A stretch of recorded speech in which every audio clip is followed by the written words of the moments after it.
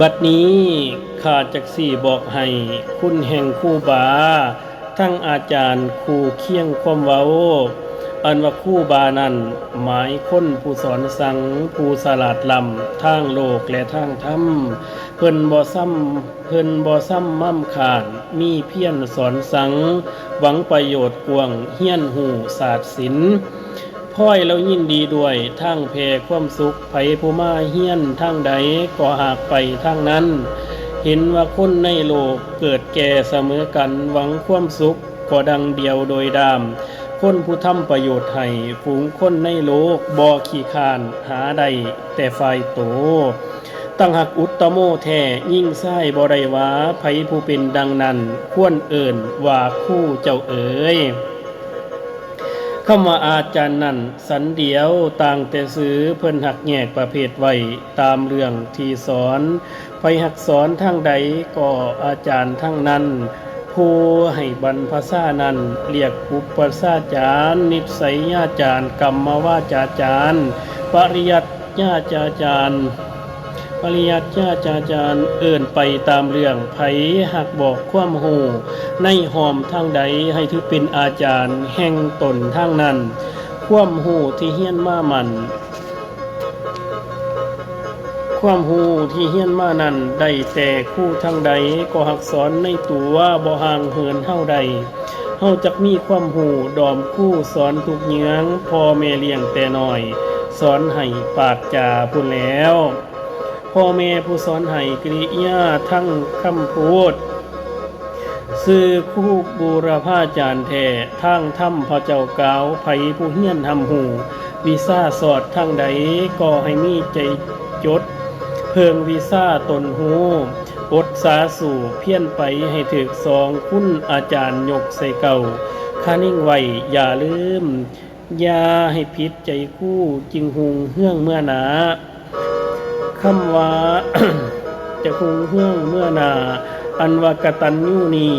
ในถ้ำพระเจ้ากล่าวไผหักตั้งเทียงมันบ่ลบหลู่คุณผู้แม้นจากถ้ำการใดก็หุงเฮื่องการนั้นถึงจะตกทุกข์ยากขับแค้นขัดสนหรือขาศึกสงครามซอยแผ่นดินการเจ้าหากบ่ไล่ลืมถิ่มคุณคู่ยกใส่เกตก็จะมีเดชกาแขวขาดความตายหากจากสมใจหมายเหตุพระคุณสู้คำคู่บาอาจารย์นี่ก็ของแพงควรห่มหอให้เจ้าคืดก่อตั้งสังวนไว้มันคานิ่งแดเนอให้มันอธิษฐานตั้งขอพระคุณเพิ่นมาซอยแม่นว่าทำบุญสร้างศีลท่านตักบาตรก็ดี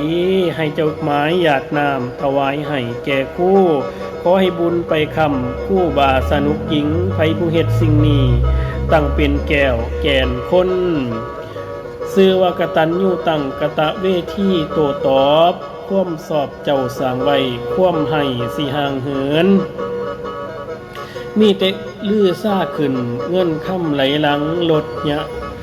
ยศลาภพร้อมทั้งหมู่สรรเสริญทั้งความสุขสิเวินเวียนมาพร้อมให้เจ้ามีใจน้อมทำตามพระเจ้ากล่าวทั้งดีเพิ่นเทศไว้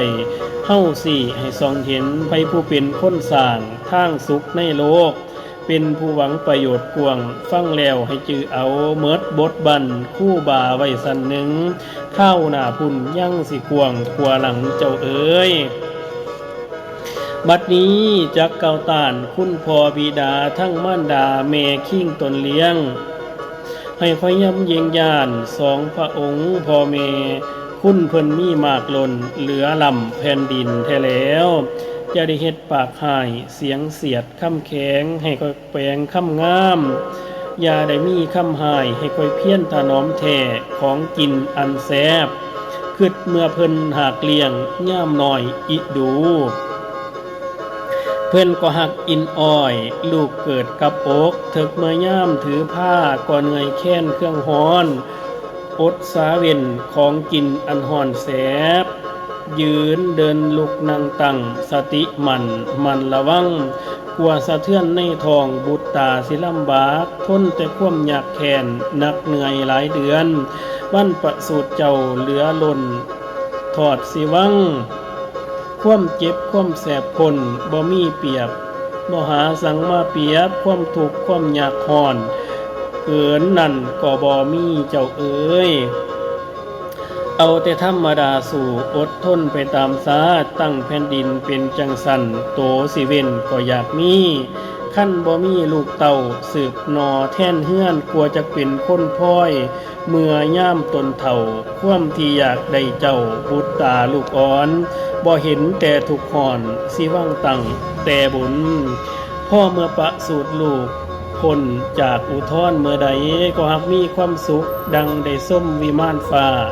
ทั้งเราได้เห็นหน้าบุตรตาลูกอ่อนยังเรามีทุกข์หอนการเข้าอยู่กรรมตั้งคลัมของเสียงกินเกลือกับข้าวจีเหลือแห้งตีทั้งเราเหลือแห้งตีทั้งเรากินน้ำห่อนนอนข้างแม่สะแนนนอนข้างแค่สะแนนคือว่านอนฟิงไฟอย่างตัวเรือห่อนอดสาสู่ทนเวทนานักหลายวันคืนพางไฟย่ามห่อนขั้นบ่เข็ดจังสันกลัวเกิดโลค่ายันแต่บุตรตาหน่อยอึดนมเต่าบ่ถึงธรรมดาหากเป็นดังนั้นแสนห่อนก็ค่อยเพี้ยนเจ้าเอ๋ย